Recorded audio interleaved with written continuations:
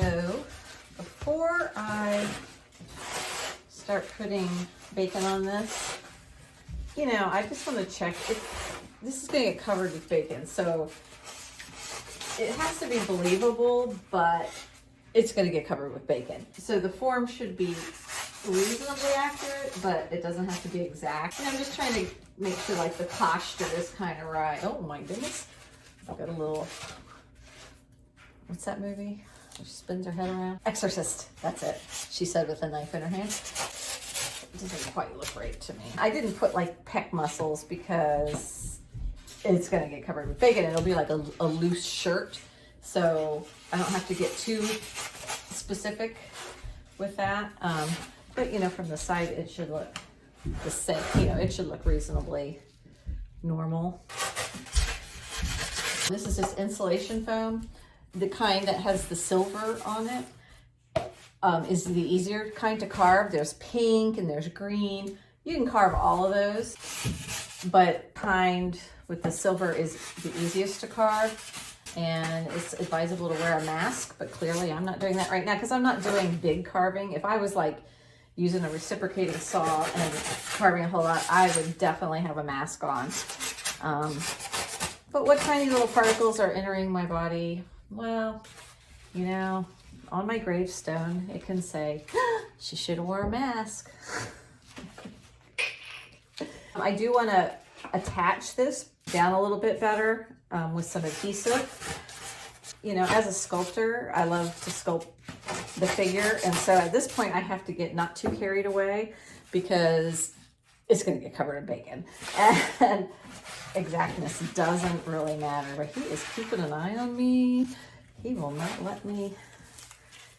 It's like on the old Scooby-Doo when they used to, I'm giving away my age now, when Scooby-Doo was really good back in the day. They'd go into the haunted house and the picture with the eyes would follow you.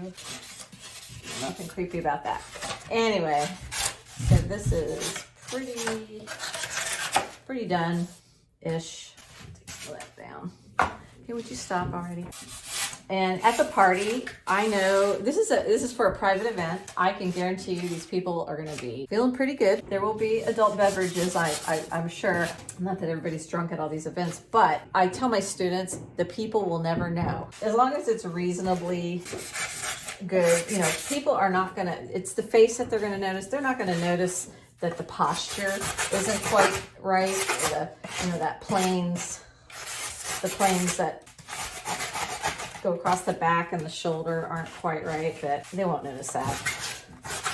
They'll just be so wowed by the fact that it's bacon and it's going to kind of look like the guy. And that's why I'm not showing you the picture, because it's for a private event. Trust me, it's nobody you know. Anyway.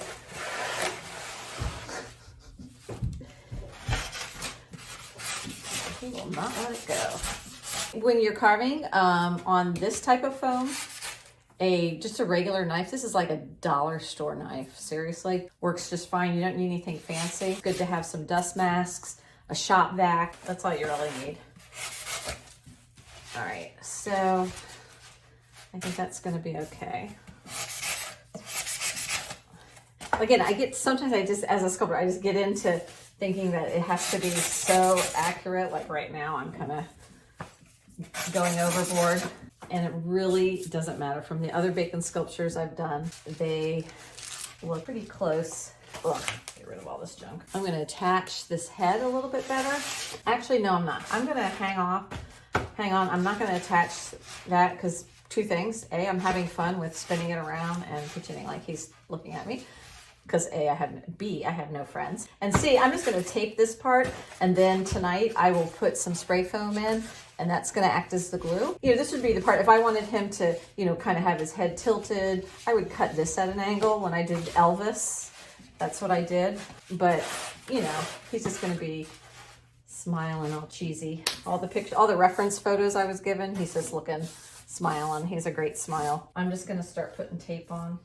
And again, I really should have bought bigger tape because this is going to take forever, but I'm going to get some tape on so I can put down bacon. You know, a layer of paper mache would work great right now because that would actually be faster, but I don't. I don't feel like messing with that.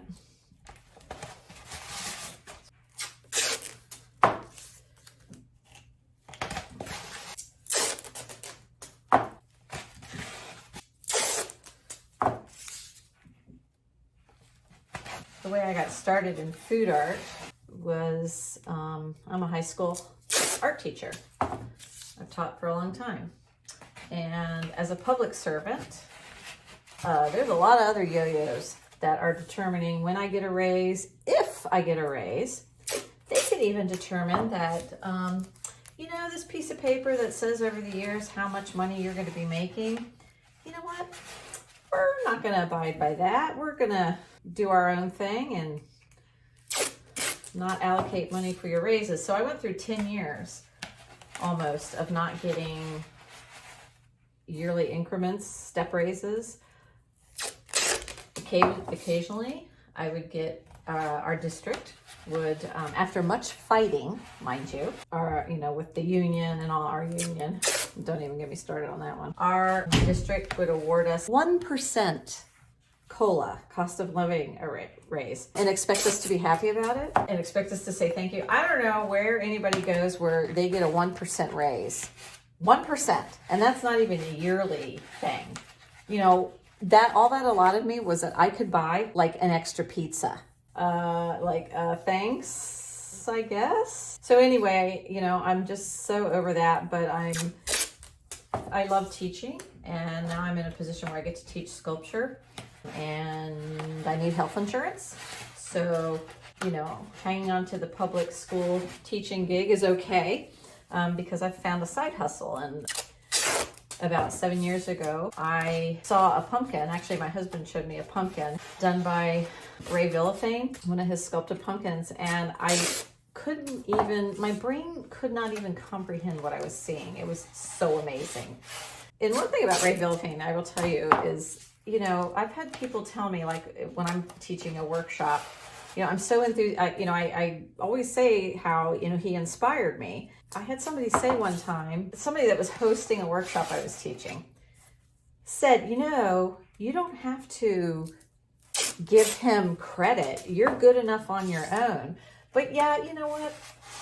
I think I do. You know, I think as artists, when we are inspired by somebody, it's okay to share that. I don't have to pretend like I came up with this idea all by myself, because I didn't.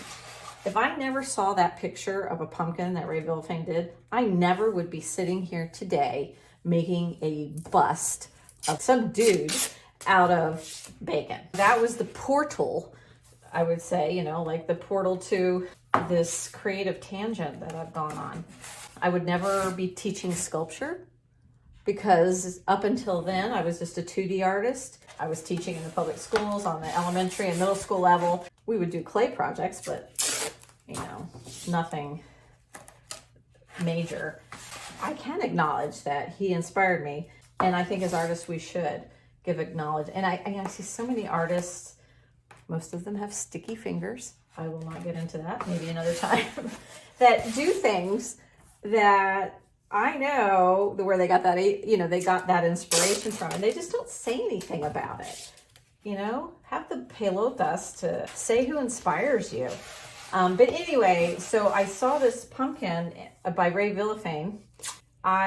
You know, I thought it was really cool, and I could not even fathom how it was done. Well, not much longer after that, I found out, I saw an ad for the state fair in my state here, and I saw that Ray Villafane was going to be appearing there and doing pumpkin demos. And I was just like, get your shoes on, we're going to the fair. We went to the fair just to see Ray Villafane, and I geeked out. I got there so early, he wasn't even there yet, and I had to go look at cows, and I even stepped in some cow poop. So whatever, you know, the sacrifice with me. So I met him, and, you know, cool dude, and we actually kind of hit it off chit-chatting, because he used to be a middle school, not a middle school, I don't know what grade he taught, but he was a public school art teacher as well before he went off on his journey that he's on right now. with his art. I will say this, backtracking, when I first saw one of his sculptures, I kind of researched. I was trying to, because it blew my mind. I wanted to learn this skill. I just thought it was so cool because I've always carved pumpkins. As a child, I remember being 8 years old and on my back porch with a knife and a pumpkin and no adults. Where the adults were, I don't know, but I was there and I carved a pumpkin on myself. And every year, that's what we did. We carved pumpkins. But nothing spectacular, just the regular faces. And I thought I was really cool when I was like, probably 19 or whatever, or 18. And 17, 18. And I discovered how to carve letters because I saw somebody else do it. A friend of my sister did it, where the mouth was, they carved in their last name. They cut it out. And so I started doing that, and I thought I was like freaking hot stuff. But anyway, so I saw these pumpkins by Ray, and I really wanted to learn. So I was researching like workshops and stuff like that. And you gotta, these opportunities are not going to jump out and grab you. You have to go find them. In reading up about him, I had just missed the previous year. He had done a workshop in my area, and I was like, so there was an email address, and I emailed him. I said, hey, I love your pumpkins, blah blah blah. If you're ever in this area again, I'd love to let me know. I'd love to take a workshop.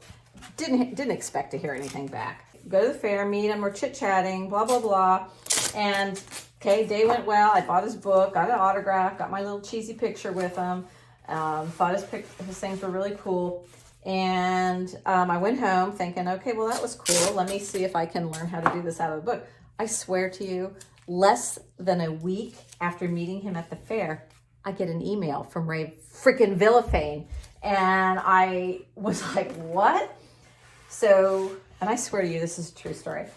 He said, I was just going through old emails and I saw that, you were inquiring about workshops and I'm going to be in your area. It was going to be like the next week. And we still have an opening in the workshop. So I was like, heck yeah, throw my money at you. To me, it's an investment. So I signed up. I got a seat in the workshop. I went there and I walked in the room and I was starstruck. It was like really weird because, I don't have a lot of art idols, but I was just so inspired by what he was doing because I like unusual mediums and things. Pumpkin was pretty unusual for me at the time. But now here I am making pretty good sculpture. Anyway, I took the workshop and I just, there were all abilities there and I kind of caught on really quickly. I had never done subtractive carving and, he explained a few things and, and when I first saw him, I said, we met recently at the fair, at the state fair. And he goes, oh yeah, I do remember you. And he kind of looked at me like I was some kind of a weirdo stalker because that's kind of weird, like, yeah, I just met you and here I am in your workshop. I don't know. So I didn't want to look stupid in front of this idol of mine. So when he started showing how to do it, I'm a quick learner and I learned by doing. I caught on really quickly to this subtractive carving process and I started doing it. And mine were not nearly as good as his and they still aren't today, but I got it and I was just carving away and I think he kind of looked at me. I think he didn't know what to think of me or whatever. And, he would come by and give everybody help. And some people really did not know anything. And it was all ability levels. And I was a little more advanced in art skills, I guess. So he kept kind of going down the line. He would kind of skip over me, which I thought was really hilarious. But anyway, it was really a great opportunity. That's my initial inspiration. And then after that, I just started carving pumpkins. I think that season, that was kind of at the beginning of pumpkin season. It was like late September. That season alone, I carved like 20 pumpkins. Not for gigs or anything, just to practice. Putting in the time, practicing. And I kind of got in the neighborhood where I lived at the time was a mile from the school that I taught at. So, my students were like, okay, when I would finish a pumpkin, I'd put it out front. And, some kids would purposely go by to see what pumpkin's going to be out there today. So it was kind of fun, and trust me, this all has to do with sculpting and bacon. Next year, I didn't even think of doing demos. I didn't think I was good enough. And another workshop, I got lucky enough to go to a pumpkin carving workshop with Sue Beatrice, who is also a ridiculously amazing carver. She and her group, All Natural Arts, they carve at the Bronx Zoo every year. Amazing, just crazy amazing. So I got to take a workshop from her, and I learned, I added to my knowledge. The big thing I learned with her was add-ons, adding pieces on to give the illusion that your pumpkin is thicker than it really is. And that's kind of tricky. I went home after the workshop, and I, was going to the garden center. I wanted to buy a really big pumpkin, and it cost some ridiculous, it cost like $35 for this pumpkin that was probably about, I don't know, 20 pounds, maybe 30 pounds, I don't know. I was at the cashier, and the girl was like, I was buying like 2 of them, and the cashier girl was like, what are you gonna do with these? Because that's a lot of money to spend on pumpkins. I don't think they were planning on people buying the big pumpkins. And I whipped out my phone, and I showed her pictures, and she was like, oh my gosh, wait right here.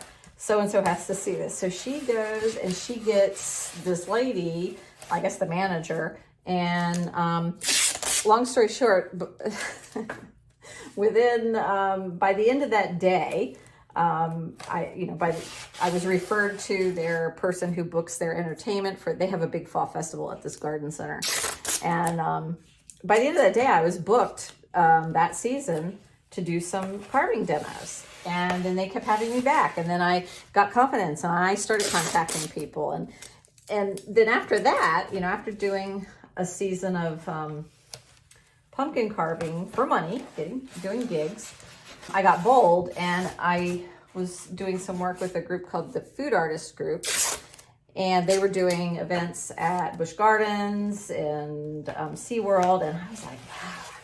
And a lot of the people were cake artists, and I'm not into cake. There's mainly because there's too many of them. Why would I want to do something everybody else is already doing? How many people do you know that know how to make a bacon sculpture? I'd rather stick to a niche. Anyway, and another day we'll talk about why those people don't like me. Anywho, so I asked the guy who was managing the Food Artist Group, hey, I'd like to, can I, do a weekend? And we were going into their Food and Wine Festival, and every weekend there were about 4 teams of 2 artists, food artists, again, mostly cake and sugar artists, that were creating cool sculptures at the Food and Wine Festival there. And I did a cookie sculpture with another artist. It was pretty good. And that's kind of where I got the bug. I started working on making things with cookies, like store-bought cookies. I made like a Mona Lisa and some other things. And then the next year, I got to more opportunities, and so that became my, art camp kind of. Every spring break from school for about 3 or 4 years, I would go to Busch Gardens or SeaWorld with the Food Artist Group and do these food and wine festivals. I worked in pasta. This is where my creativity, I discovered creativity that I didn't know I had, and it just created this ravenous appetite for trying new things. I worked in cookie dough, and the cool thing about what I do is because I'm not a cake artist, or I'm not a classically trained pastry person, I don't have any rules. I don't know how to follow the rules. I just do my own thing. I don't know that you're not supposed to use this tool on that. I just do my own thing. I've been able to create really cool things there he is. Oh, that's the head of a gorilla that he's wearing a construction hat. Somebody was being funny. I made actually the whole gorilla. Oh, he's getting jealous because I'm talking about somebody else. I don't always get to keep my things, but when I made that gorilla, it was a full-on gorilla. And I remember, the year before, several people were relying on these 2 ice carver guys in our group to make their armatures, what's underneath. And I was just kind of, I didn't like that. It's like, why don't you just figure out how to do it yourself? So the next year when I was allowed to, I got to work and do a project on my own, AKA the budget was cut. I just remembered, you know, I paid attention when those guys were working, you know, those ice carver guys were working in foam, making armatures for some of the other artists that didn't know how to do that, or AKA did not want to do that. I paid attention. I got my own power tools. I was able to create an armature for this 4-foot tall gorilla. And I remember showing up, I flew on an airplane, packed it in a box, got out to Florida. One of the guys that was one of the, you know, ice carver guys, you know, he's a internationally renowned ice carver. It blew his mind. You know, Nancy made a effing gorilla out of licorice because I paid attention. So that's the other thing is, you know, you have to invest. You know, somebody isn't always going to show you the answer. I was shown the answer for carving pumpkins by Ray Villafane, Sue Beatrice, and, you know, other tutorials and things, and just practice. But sometimes you just have to pay attention. Look at around you, you know. Nobody was on YouTube showing me how to make a bacon sculpture. I figured it out, and now I'm sharing it with you. You're welcome. But that's really how I got into doing other food mediums is, you know, I'm curious. I don't have any rules, but, you know, I'm not bound by rules. Oh, you can't do that with sugar because blah, blah, blah. Heck yeah, you can, you know, just do it. Figure it out. Be a problem solver. Don't expect somebody to give you the answer. I just have that inquisitive spirit, you know, about, oh, I wonder what would happen if. And I also like doing things that other people don't do. But you're welcome to make a bacon sculpture. So that's a little bit how I got started in the food art world and what led me to be sitting here making a bacon sculpture. So, all right, so now I have all this on. He's all taped up. And I'm going to adhere his head. This is going to be my glue. Oh, this slide thing that they have is crap. Get up, sheet, get up. It's clogged. So when it's clogged, nothing never works. Cut it. Stick some down there. Whoop. Whoa there, fella. There. Just a little bit. This is going to bulge out, and then I'll carve that down tomorrow.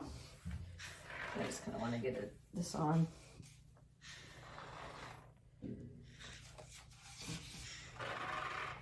I don't want too much under it because it'll puff up and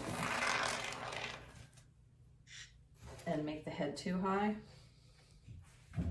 I just need it to hold into place. And you know what? Instead of having it straight on, real static, I'm going to have it a little off to the side. Just to give it a little whatever. And I still call it it. He is still looking good. All right, well, that's it for today. Oh boy.